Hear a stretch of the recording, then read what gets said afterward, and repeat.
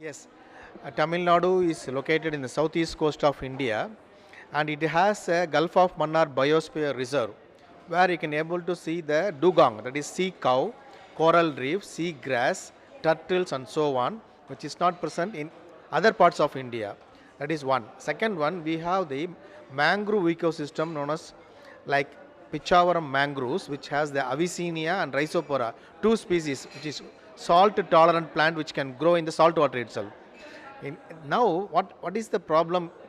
Due to the increase of population, what happened? Pollution also increase. They say a common word you can say, when pollution increase, when that it means indicates population has increased. Similarly, what happened? Domestic sewage, industrial sewage increased, and slowly due to that industrialization, so many natural forms like sand dunes that has been destroyed. Mangroves are also converted, or what some people, aquaculture people, enter slightly into the border of the mangroves. So these are the issues we have to be careful in Tamil Nadu to restrict this pollution, and government is taking so many steps. Even though government is taking steps, people should involve, they should know the importance of the biodiversity and also the nature. Well, you say the government is taking many steps. I was watching a debate on Indian television last night, and there was a clear suggestion the government is actually giving the green light to many companies to build ports, to build power stations, to take the sand off beaches, to cut down the mangroves and use those areas for farming. So, I mean, are you right? I mean, is this government really protecting its own coasts? Yeah, actually, yesterday also, the Ministry of Environment and Forest, Mrs. Jayanti Nadarajan told, some places there may be some regulations, they can overcome the regulations by building some port, and there is a regulation, coastal regulation zone. It means 500 meters away from the sea, only we can able to construct.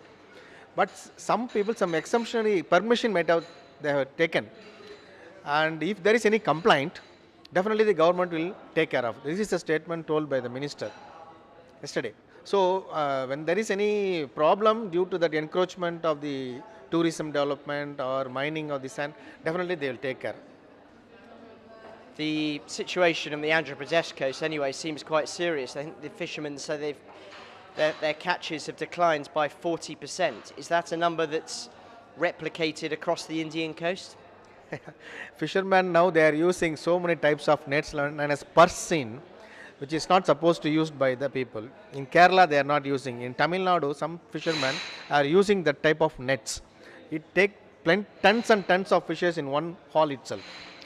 There should be some mesh size regulation is needed. The mesh size should be more than 8 centimeters. Only small fishes can escape to that. So these things should be taught in the mind of the fisherman.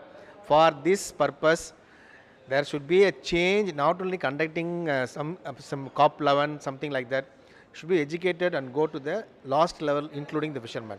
If it is done, then the problem of fishing will be, decline of fishing will not be there. Slowly it will increase.